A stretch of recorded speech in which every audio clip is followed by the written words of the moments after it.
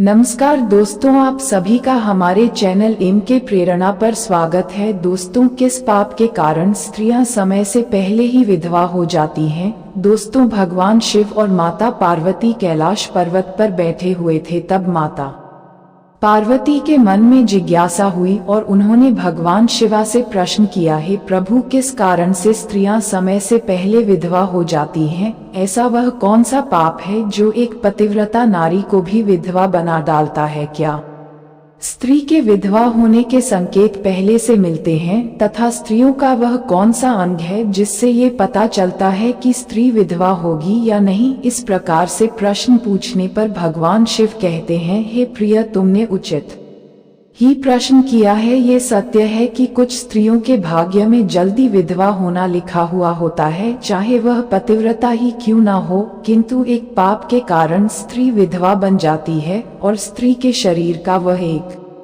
अंग उसके विधवा होने का संकेत भी देता है। भगवान शिव कहते हैं, हे देवी, तुम्हें इस परम गोपनीय सत्य को बताने से पहले मैं तुम्हें एक कथा सुनाता हूँ। इस कथा में तुम्हें तुम्हारे सभी प्रश्नों के उत्तर मिल जाएंगे, इसीलिए तुम इस कथा को ध्यान से सुनना। दोस्तों, भगवान शिव ने माता पार्वती को एक अत्यंत सुंदर कथा सुनाई है। इस कथा के माध्यम से भगवान शिव ने समस्त मानव जाति के कल्याण के लिए कई महत्वपूर्ण उपदेश दिए हैं, इसीलिए आप इस कथा को पूरा जरूर सुने। इस कथा को आधा अधूरा सुनना पाप माना जाता है। तो चलिए शुरू करते हैं। दोस्तों, एक समय की बात है, उत्तर देश में एक अत्यंत धनवान सेठ रहा करता था। उसका एक पुत्र और दो पुत्रियां थी। उसकी दोनों पुत्रियों का विवाह अच्छे और धनवान घराने में हो गया था, किंतु सेठ की एक पुत्री को दुर्भाग्य का सामना करना पड़ा। उसकी एक पुत्री विवाह के कुछ ही वर्षों के बाद विधवा हो गई और अत्यंत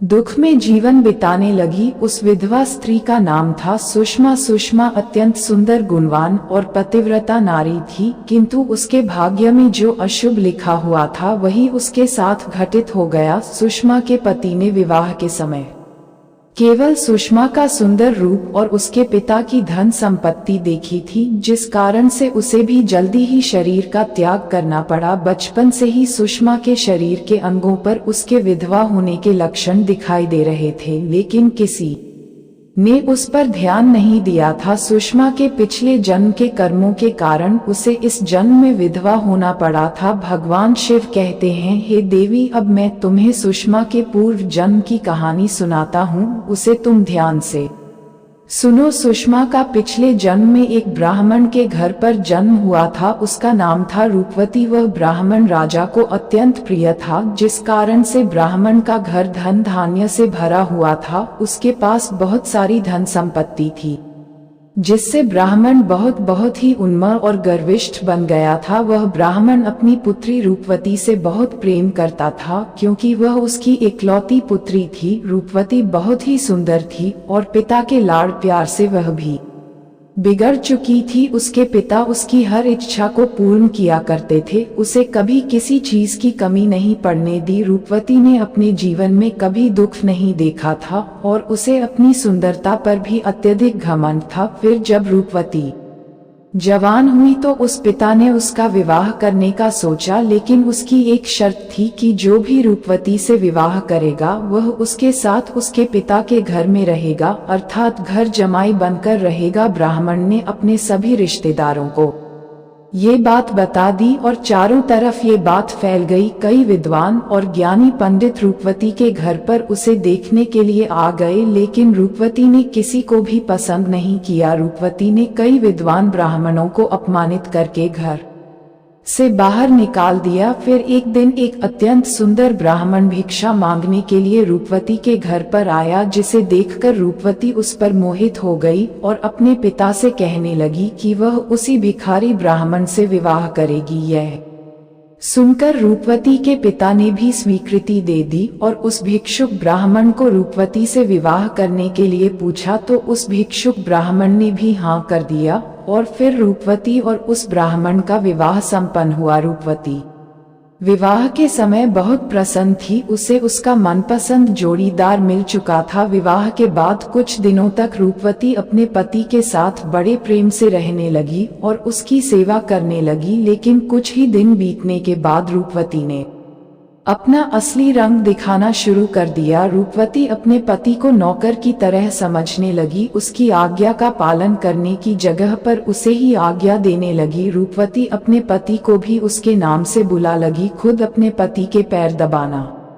छोड़कर अपने पति से ही खुद के पैर दबवा। रूपवती स्वेच्छाचारी थी, वह पति को बिना बताए ही घर से बाहर चली जाती, कभी पति की कोई बात नहीं मानती थी, पति से पहले ही भोजन करती थी, किसी भी धार्मिक कार्य में पति के साथ नहीं बैठती थी और अकेले ही मौज करती थी। अपनी पत्नी के ऐसे व्यवहार को देखकर रूपवती का पति बहुत दुखी रहने लगा। उसने रूपवती को बहुत समझाने की कोशिश की, लेकिन वह कभी नहीं मानी। रूपवती अपनी ही मनमानी करती रहती थी। रूपवती की माता ने भी उसे समझाने का प्रयास किया कि स्त्री को अपने पति के साथ ऐसा व्यवहार नहीं करना चाहिए, लेकिन रूपवती अपनी माँ की बात कभी नहीं मानती थी और वह जानबूझकर अपने पति को अपमानित करती रहती थी। दिन रात पति की बुराई करना, उसे अपशब्द कहना, उसे नाम लेकर बुलाना आदि प्रकार के निंद कार्य वह रोज करती थी। रूपवती का पति भी उससे बहुत परेशान हो गया था। फिर एक दिन उसने बहुत विचार किया और रूपवती को छोड़कर जाने का निश्चय किया। रूपवती का पति बिना किसी को बताए ही अपने घर को छोड़कर चला गया। उसने रूपवती का त्याग कर दिया और वन में जाकर तपस्या करने लगा, क्योंकि शास्त्र यही कहते हैं कि बुद्धिमान मनुष्य को दुष्ट और स्वेच्छाचारी पत्नी का त्याग कर देना चाहिए, अन्यथा वह भी उसके पाप का भागीदार बनता है। रूपवती का पति वन में जाकर तपस्या करने लगा। रूपवती ने भी अपने पति को खोजने की कोशिश नहीं की और बड़े मौज से अपने ही घर में रहने लगी।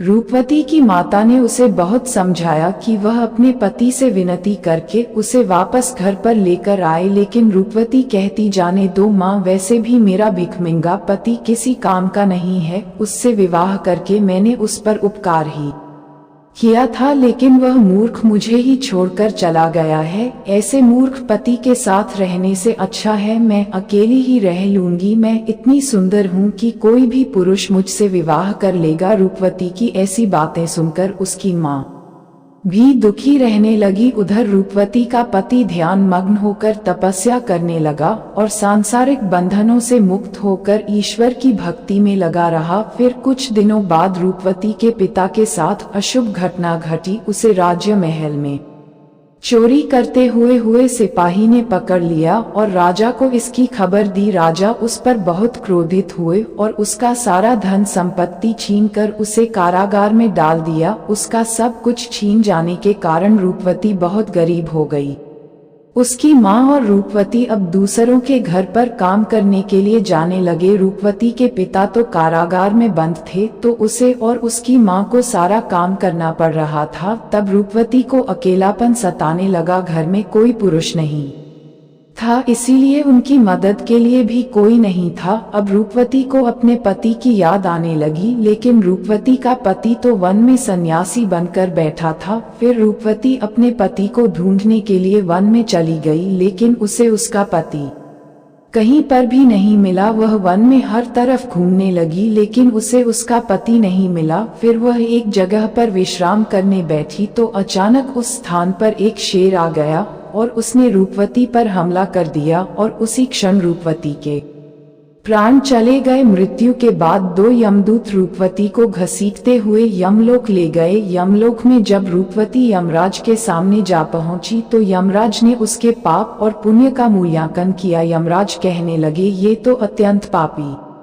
स्त्री है, इसने कभी अपने पति का सम्मान नहीं किया, इसने बार बार केवल अपने पति का अपमान ही किया है। यह उसका नाम लेकर बुलाती थी और अपने पति के साथ नौकर की तरह व्यवहार करती थी। ऐसी दुष्ट स्त्री को तो नरक में भेजना चाहिए। फिर रूपवती नरक में चली गई। अनेक वर्षों तक नरक में सजा भुगतने के बाद रूपवती को अपने पूर्व जन्म के कर्मों का प्रायश्चित करने के लिए फिर से मनुष्य जन्म प्राप्त हुआ। जो पाप रूपवती ने किए थे उसी पाप के कारण रूपवती के शरीर पर विधवा होने के लक्षण प्रकट हुए थे। भगवान शिव कहते हैं, हे देवी, अब मैं तुम्हें उन चिन्हों के बारे में बताता हूँ जिस स्त्री के अंग पर ऐसे चिन्ह प्रकट होते हैं वह स्त्री समय से पहले विधवा होती है। भगवान शिव कहते हैं, हे दे मध्य माया तू दीर्घ या भार्या हा निर्व निर्द अनामिका हर सवा भवेदी शुभा नारी पृथु पासनी सुदूर भगा। इस श्लोक में भगवान शिव ने विधवा स्त्री के लक्षण बताए हैं। यदि किसी स्त्री के पैर पसीने से रहित हो, उस पर नसें दिखाई ना देती हो, उसके पैर चिकने तथा कोमल हो, तो वह स्त्री सुख भोगने वाली तथा ऐश्वर्यशाली नहीं होती। यदि स्त्री के पैर का अंगूठा गोल मांसल हो तो वह स्त्री पतिव्रता एवं ऐश्वर्यशालिनी होती है। यदि स्त्री के पैर के अंगूठे पर नसें दिखाई देती हो तो वह दुर्भाग्य से युक्त व्यभिचारिणी होती है। बहुत छोटे अंगूठे वाली स्त्री क्लेश करने वाली और दुख भोगने वाली होती है। अंगूठा यदि छुपता हो तो वह स्त्री गर्भ धारण क्षमता में दुर्बल होती है। यदि किसी स्त्री के पैर की तर्जनी उंगली अंगूठे से भी बड़ी हो तो वह स्वच्छंद कामचार अर्थात अनेक पुरुष से संबंध बनाने वाली होती है। यदि किसी स्त्री के पैर की उंगलियां परस्पर मिली हुई हो, एक दूसरे के नजदीक हो, उंगलियां गोल एवं सीधी हो और नाखून पतले एवं छोटे हो तो वह ऐश्वर्यशालिनी होती है और ससुराल में सुख भोग है। अब मैं विधवा स्त्री के पैर के लक्षण बताता हूँ। यदि किसी स्त्री के पैर का अंगूठा बहुत बड़ा हो और आगे से गोल हो, उसके नाखून टेढ़े मेढ़े हो, अंगूठे पर नसें दिखाई देती हो, तो उस स्त्री के विधवा होने के योग्य बनते। यदि किसी स्त्री की धड़ आम स्त्रियों से बहुत बड़ी हो तो वह मृत्यु पर्यंत दुख भोगने वाली होती है। और यदि स्त्री के पैर मांस रहित हो तो ससुराल के भाग्य को नष्ट कर देती है। यदि किसी स्त्री के पैर की अनामिका उंगली बाकी उंगलियों की तुलना में बहुत छोटी हो तो वह कलह करने वाली और घर के वातावरण को असहनीय बना देने वाली होती है। यदि किसी स्त्री के पैर की मध्यमा उंगली अर्थात बीच की उंगली ज्यादा लंबी हो तो वह विवाह के लिए अयोग्य होती है। जो स्त्री चलते समय पैर पटक हुए चलती हो और धम धम आवाज करती हो तो वह अपने पति का विनाश करने वाली होती है। भगवान शिव कहते हैं, हे देवी, इन्हीं लक्षणों के कारण सुकन्या समय से पहले विधवा हुई थी। पिछले जन्म के कर्मों के कारण ही स्त्री के विधवा होने के योग्य बनते हैं। जो स्त्री अपने पति का अपमान करती है, उसका नाम लेकर बुलाती है तथा उसके भोजन करने से पहले ही भोजन करती है तो वह स्त्री निश्चित ही समय से पहले विधवा हो जाती है। एक पतिव्रता स्त्री कभी पति का अपमान नहीं करती, कभी उसे नाम लेकर नहीं बुलाती और सदैव पति से एक निष्ठ रहकर उसकी इच्छा के अनुसार चलती है। उस स्त्री की कभी दुर्गति नहीं होती और वह मृत्यु के पश्चात स्वर्ग को प्राप्त करती है। तो दोस्तों, इस प्रकार से भगवान शिव ने माता पार्वती को अत्यंत महत्वपूर्ण कथा सुनाई है। दोस्तों, उम्मीद करते हैं आप लोगों को ये जानकारी अच्छी लगी होगी। वीडियो को लाइक जरूर करें और कमेंट में हर हर महादेव जरूर लिखें। साथ ही अगर आप हमारे YouTube चैनल इम के प्रेरणा पर नए हैं तो ऐसी ही महत्वपूर्ण जानकारी की वीडियोस देखने के लिए हमारे चैनल को सब्सक्राइब नहीं किया है तो सब्सक्राइब करें। आप सभी का बहुत बहुत धन्यवाद।